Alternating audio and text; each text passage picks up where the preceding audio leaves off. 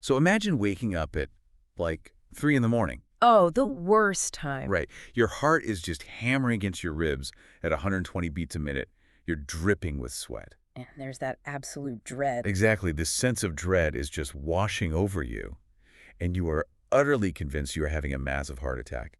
So you end up in the ER. Yeah, happens all the time. But then, after running all the tests, the doctors walk in and tell you, your heart is perfectly fine. Which is almost more terrifying in a way. Totally. You're left sitting there thinking you must be losing your mind. Yeah.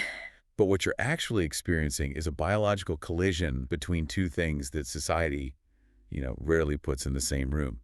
Welcome to the deep dive. Glad to be here. Our mission today is to explore this really profound and heavily misunderstood intersection of women's health.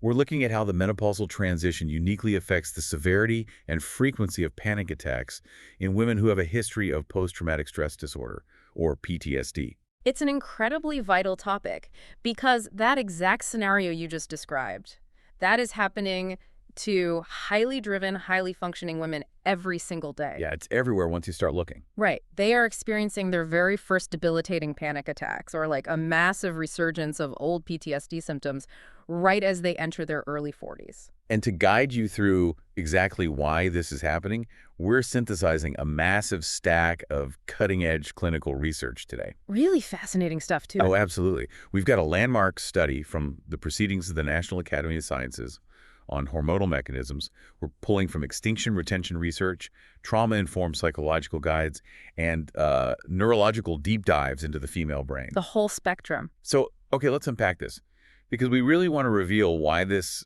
sudden, terrifying onset of panic is actually a predictable, measurable neurobiological event. It's not a character flaw. Yes. But to understand why the system breaks down, we got to start by understanding how it usually works, right? What does the baseline look like before menopause even enters the picture? Well, the baseline relies heavily on what we can think of as the invisible chemical scaffolding of the brain. Scaffolding, I like that. Right, because before the chaos of perimenopause begins, reproductive hormones are playing this massive protective role in the nervous system.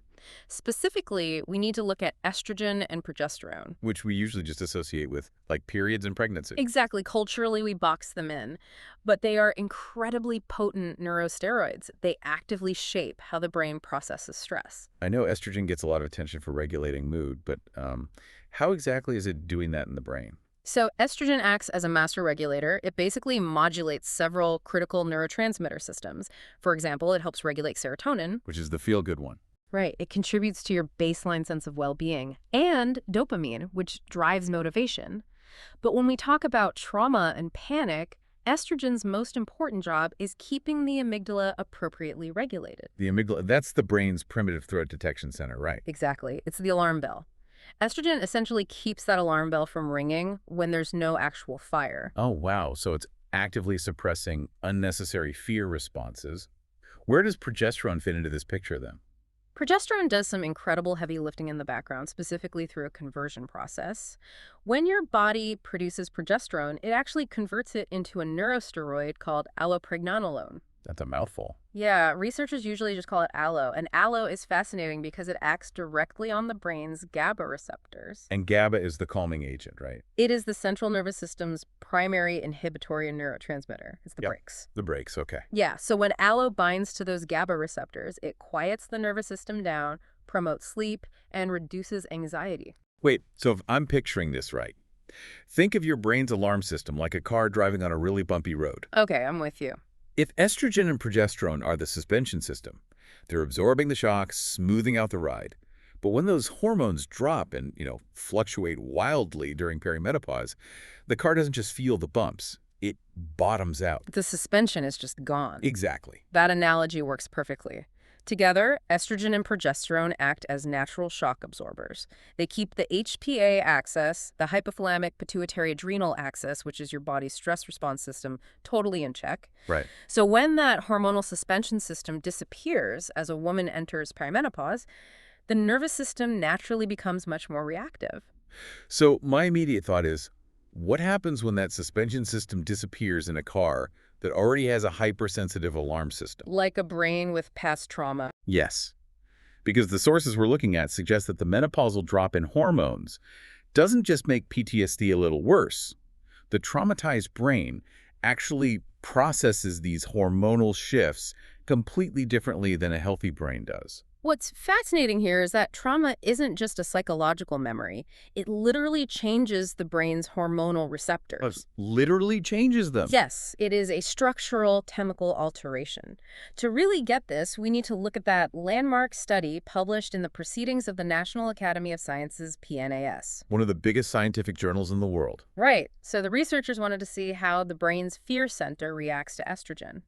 They administered exogenous estradiol, basically an estrogen patch, to women, and then exposed them to psychological threat cues while scanning their brains. Okay, so they're literally watching the brain's alarm system light up in real time. What happened when they gave the estrogen patch to healthy women without a trauma history? Well, in healthy women, the added estrogen did exactly what the textbooks say it should do. It acted as a buffer. So it calmed things down. Exactly. The brain scans showed dampened reactivity in the amygdala. At the same time, the estrogen promoted strong engagement of the ventromedial prefrontal cortex. The prefrontal cortex, that's the rational part, right? Yeah, you can think of that area as the brain's rational safety officer.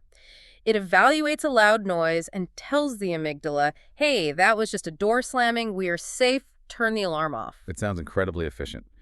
But I'm guessing that didn't happen for the women with PTSD. It didn't happen at all. For the women with a history of PTSD, the estrogen administration had absolutely no calming effect. None. None. And in fact, in some of the PTSD subjects, adding estrogen actually magnified their threat reactivity. The alarm bells rang louder. Wait, clarify this for me. Giving them the exact same calming hormone that soothed the healthy women actually made their panic worse. How is that mechanically possible? It comes down to chronic stress and how the traumatized brain adapts to survive. Over years of being in a state of high alert, chronic stress actually alters the balance of estrogen receptors in the brain. Do the receptors themselves change? Yes. There are different types of these receptors, specifically ER alpha and ER beta. The trauma shifts the ratio between them. Because the locks have essentially changed shape, the hormone key no longer works the way it's supposed to.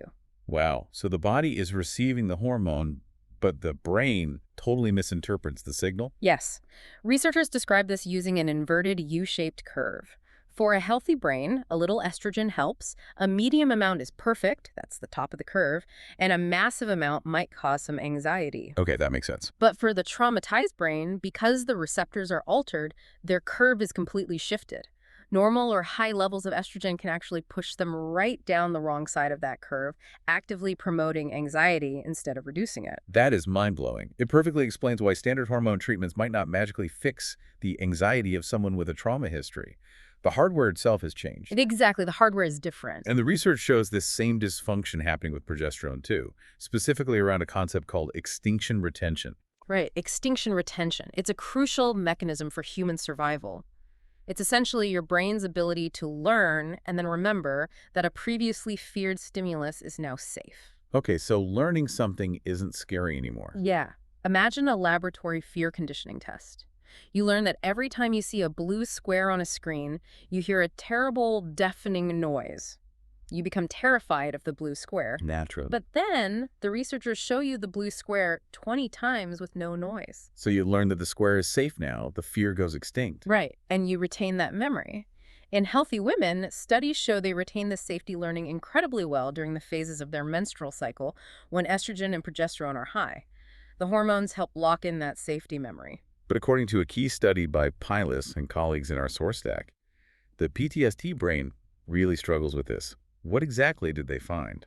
The Painless study found that women with PTSD show markedly impaired extinction retention right in the middle of the luteal phase, which is the exact moment when progesterone is at its absolute highest. So instead of feeling safe, The safety cue evaporates, and the original fear rushes back. oh man. And the sources point to a very specific reason for this, going back to what you mentioned earlier, the allo deficit. Why does high progesterone make them forget they are safe? Because of a biological bottleneck. Remember how progesterone is supposed to convert into allo, which then binds to the GABA receptors to calm the brain down? Right, the brakes. Well, women with PTSD have a demonstrably reduced capacity to execute that conversion. The enzyme activity is totally blunted. So it's like the raw material is being delivered to the factory in massive quantities, but the machinery inside the factory is completely broken. That's a great way to put it. The progesterone arrives, but it can't convert to aloe. So instead of getting that nice calming GABA effect when progesterone spikes, you get a massive backlog of raw material. That sounds awful. It is. This bottleneck paradoxically spikes their panic. The invisible brain chemistry is fundamentally struggling to process the hormones. Okay, so the chemical buffering is deeply compromised, and the brain is misinterpreting the hormones it does have. But the physical symptoms of menopause are also actively betraying the PTSD survivor. In a major way. If you're listening and thinking, wait, I've had hot flashes and they just make me incredibly sweaty and uncomfortable but not panicked, well, we have to look at the hypervigilant baseline of a trauma survivor. Let's talk about the physical triggers, especially the false alarms and the 3 a.m. terrors. Right. So we're talking about vasomotor symptoms, which is just the clinical term for hot flashes and night sweats. A hot flash is caused by a sudden drop in estrogen confusing the hypothalamus, Which acts as the brain's thermostat. Yes. The brain suddenly thinks it's boiling, so it triggers a massive, instantaneous release of heat. Blood vessels dilate, your heart rate spikes significantly, you flush, and you start sweating profusely. But wait, a racing heart, sudden sweating, intense flushing, an overwhelming feeling of heat. Those are the exact same physical symptoms as the fight-or-flight response. They are identical. Right. If my heart suddenly shoots up to 120 beats per minute while I'm just sitting at my desk, my brain is going to notice. If a hot flash and a panic attack feel physically identical, how can a trauma survivor even differentiate them in the moment? The truth is, it's almost impossible to differentiate in that first split second, and for a very good biological reason. To a healthy brain, a sudden spike in heart rate and sweating is just, uncomfortable. Right, you just grab a fan. Exactly. The brain quickly realizes it's just a temperature issue. But to a hypervigilant PTSD brain, one that has spent decades scanning the environment for danger, this sudden, unprompted physical arousal is instantly interpreted as a life-threatening trigger. The body's alarm system simply cannot distinguish between a hormonal hot flash and an actual physical threat. Exactly. The brain says, my heart is racing, I'm sweating, I feel out of control, I must be in mortal danger right now. And it instantly dumps adrenaline into the bloodstream, initiating a full-blown panic attack. The hot flash acts as the physiological match that lights the powder keg of stored trauma. And this physiological mimicry leads to what the sources call the nighttime feedback loop, which honestly sounds like absolute torture. The data shows that 69% of nocturnal awakenings in menopausal women coincide with objectively recorded hot flashes. So you're dead asleep, a hot flash hits, your heart rate spikes, it wakes you up. And your brain, waking up to a racing heart in the dark, floods your nervous system with adrenaline. You jolt awake at 3 in the morning, completely terrified in the middle of a massive panic response. And for a trauma survivor, it's not just a quick scare where they realize they're safe and go back to sleep. The sources highlight a deeply rooted issue with how their body handles that adrenaline dump. Can you walk us through the cortisol response here? Yeah, we have to trace this back to the origin of the trauma, often adverse childhood experiences, or ACEs. Early chronic childhood trauma actually inhibits the healthy development of the oxytocin system in the brain. Oxytocin, the bonding hormone. Right. But it also works in tandem with the HPA axis to help regulate and lower cortisol, which is your primary stress hormone. Because that regulatory system didn't develop optimally in a trauma survivor, their cortisol stays elevated much, much longer after one of these nighttime awakenings. So they don't just wake up in a panic, they stay trapped in that physiological state of panic. Hours can go by. The adrenaline clears, but the cortisol lingers. They just cannot get back to sleep. This chronic nightly disruption utterly destroys their sleep efficiency. And without sleep? Without deep restorative sleep, emotional resilience for the next day plummets to zero.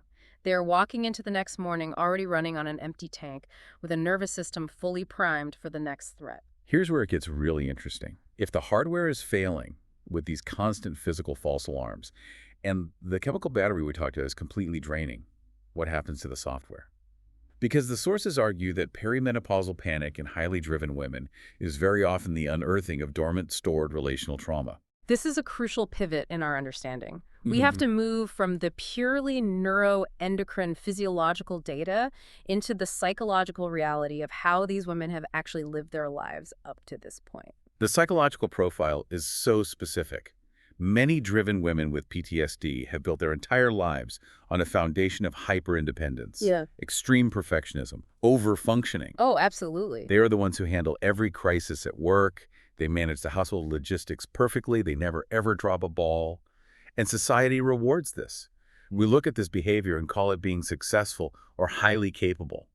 But clinically, those behaviors are often highly sophisticated survival strategies. They were designed, usually very early in life, to ensure safety and attachment in environments that were unpredictable, chaotic, or emotionally barren. So it's a defense mechanism. Right. The subconscious logic is, if I am perfect, I am safe. If I am indispensable, I won't be discarded. If I need no one, I cannot be abandoned.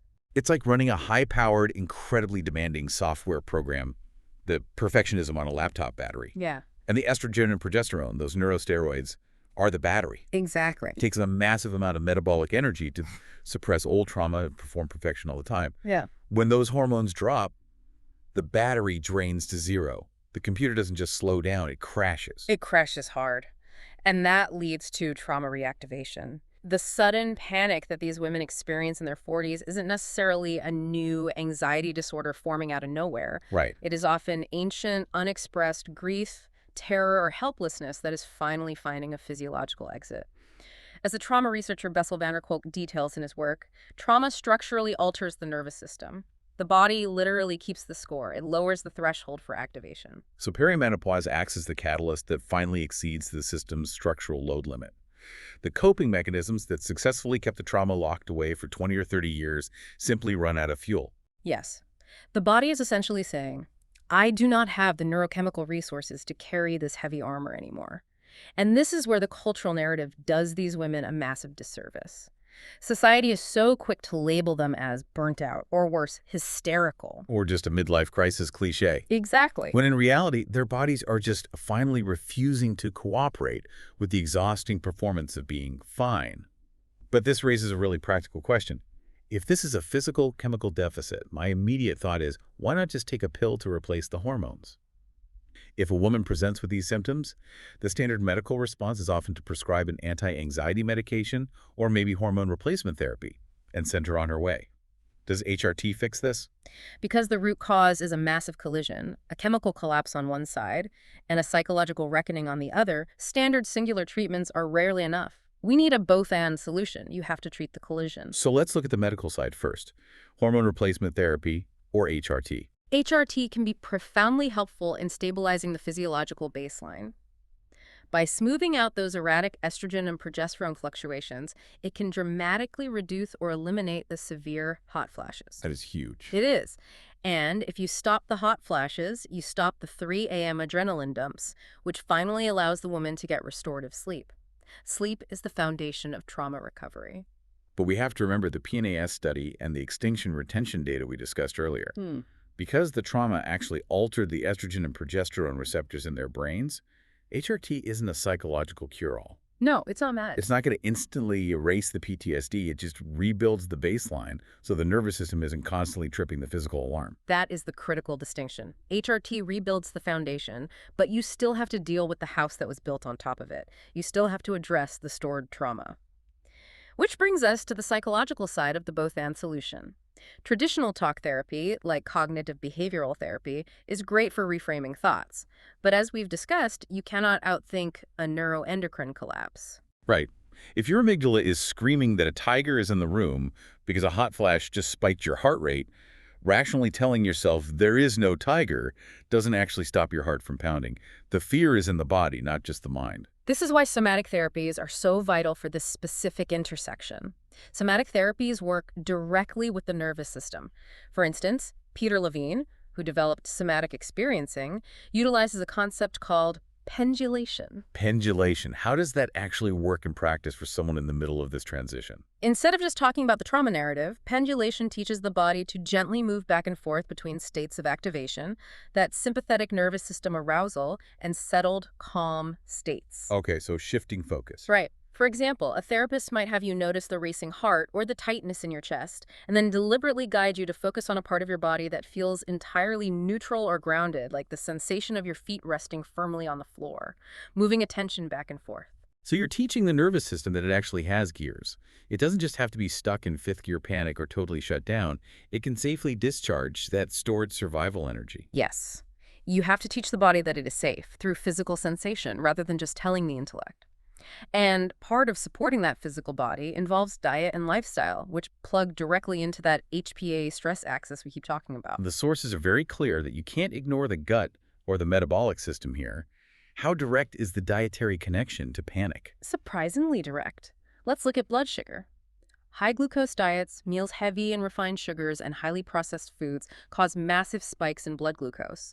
But what goes up rapidly must come down rapidly, resulting in a blood sugar crash. And how does the body chemically recover from a severe blood sugar crash? By initiating an emergency response, it releases a surge of adrenaline and cortisol to force the liver to release stored glucose into the bloodstream to keep you functioning. Oh man, so if you're eating a highly processed, high-sugar diet, you are artificially giving yourself emergency adrenaline surges all day long, right on top of the menopausal adrenaline surges. Exactly. And for an overworked PTSD adrenal system that is already struggling to handle perimenopause, this constant artificial demand for adrenaline causes severe adrenal fatigue. It magnifies the physiological anxiety tenfold. So stabilizing your blood sugar with protein and complex carbs is actually a direct anxiety reduction tool, along with things like magnesium, which naturally calms the nervous system, and omega-3s to support the gut-brain axis. The research shows that microbiota dysbiosis, changes in gut bacteria during menopause, actually heightens systemic inflammation and anxiety. It is a holistic ecosystem. If we connect this to the bigger picture, treating perimenopausal panic requires viewing the women holistically. We have to respect both her hormonal reality, the undeniable structural chemical shifts happening in her brain, and her lived history, the trauma her nervous system has been carrying for decades. So what does this all mean? If you are listening to this and you are in your late 30s, 40s, or 50s, and you are experiencing a terrifying, unexplainable spike in PTSD symptoms, Yeah. or you are having severe panic attacks for the very first time, it is not a sign of weakness. It is not a character flaw. You are not failing at life or losing your edge. You are going through a massive biological transition that is actively stripping away your chemical buffering. And that chemical drop is colliding with a profound psychological demand for healing. You are not losing your mind. You are finally, truly meeting your body. The transition you are in right now is a dismantling of structures and survival mechanisms that were simply too small to hold you anymore. It is an incredibly difficult process, but it is ultimately an invitation. An invitation to rebuild your life on a more authentic, sustainable foundation without the heavy armor. We want to leave you with a lingering, provocative thought today. We've spent this deep dive looking at how heavily our ability to function, to suppress old trauma, to perform perfection in a high-stress world is dependent on invisible hormones like estrogen and progesterone. If our coping mechanisms and our daily resilience are that reliant on our neurochemistry, how much of what we consider our core personality or our fundamental strength is actually just a temporary chemical state? That is a profound question to explore as we navigate the changes in our own biology. Thanks for diving deep with us today. Take care of yourselves.